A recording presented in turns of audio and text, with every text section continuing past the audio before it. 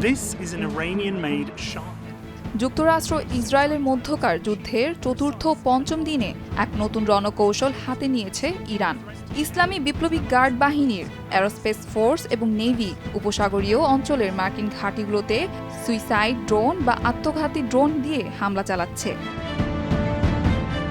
গেল ৩ মার্চ যুদ্ধের চতুর্থ দিনে আইআরজিসির পক্ষ থেকে বলা হয় তাদের অ্যারোস্পেস ফোর্স ইসরায়েলের মূল ভূখণ্ড এবং দূরবর্তী মার্কিন কৌশলগত লক্ষ্যবস্তুগুলোতে ক্ষেপণাস্ত্র হামলা অব্যাহত রাখবে।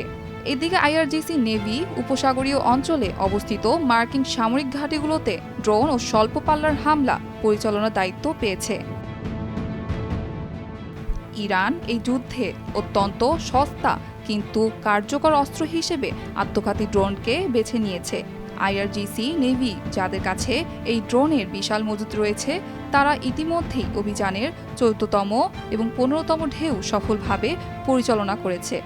দক্ষিণ পারস্য উপসাগরীয় দেশগুলো যেমন বাহরাইন, কুয়েত, কাতার ও আমিরাতে অবস্থিত মার্কিন নৌ ও বিমান ঘাঁটিগুলো এই ড্রোনের প্রধান লক্ষ্যবস্তু।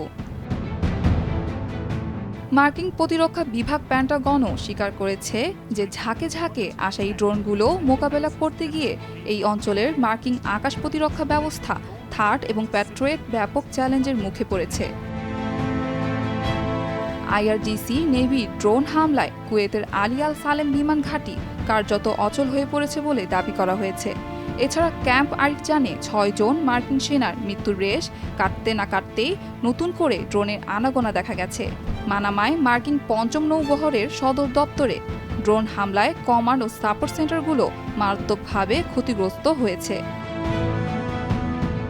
সামরিক বিশ্লেষকদের মতে ইরানের এই কৌশলের পেছনে ২টি প্রধান কারণ রয়েছে।